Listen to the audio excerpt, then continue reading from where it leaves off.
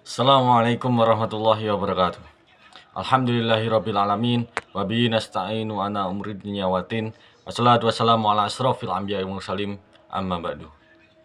Pertama-tama marilah kita panjatkan puji syukur atas nikmat Allah Subhanahu wa taala yang telah melimpahkan rahmatnya serta hidayahnya kepada kita semua sehingga saat ini kita dapat diberikan kesehatan dan tanpa suatu halangan apapun. Tak lupa salawat serta salam senantiasa kita curahkan kepada junjungan kita Nabi Agung Muhammad Sallallahu Alaihi Wasallam yang kita nantikan syafaatnya di yaumul akhir nanti.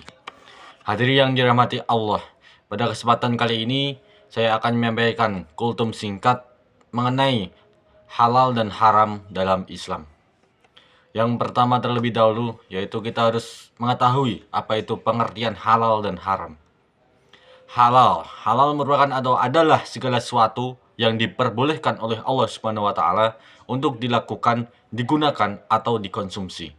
Sedangkan haram adalah segala sesuatu yang dilarang oleh Allah Subhanahu wa taala dan apabila dikerjakan akan mendapatkan dosa. Allah Subhanahu wa taala berfirman dalam surat Al-Baqarah ayat 168. Wahai manusia, makanlah dari apa yang ada di bumi, yang halal lagi baik, dan janganlah kamu mengikuti langkah-langkah setan.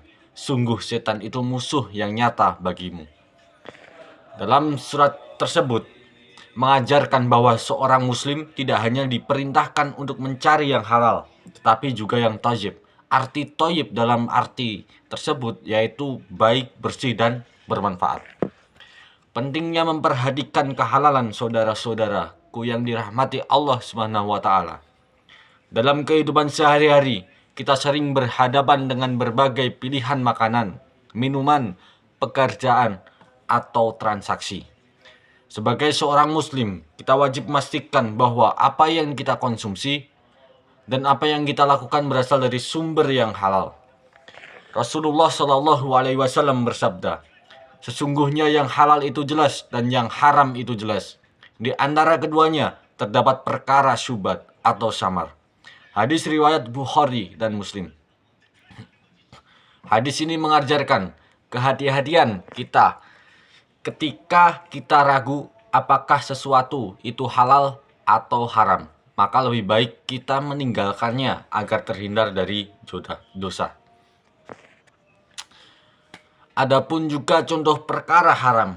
Beberapa contoh yang telah jelas haramnya antara lain yang pertama yaitu memakan bangkai, darah, dan daging babi.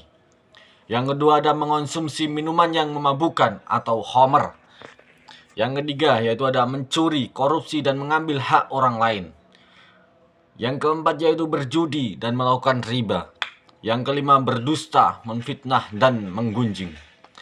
Perbuatan-perbuatan tersebut bukan hanya merugikan diri sendiri, tetapi juga merupakan kehidupan, merusak kehidupan.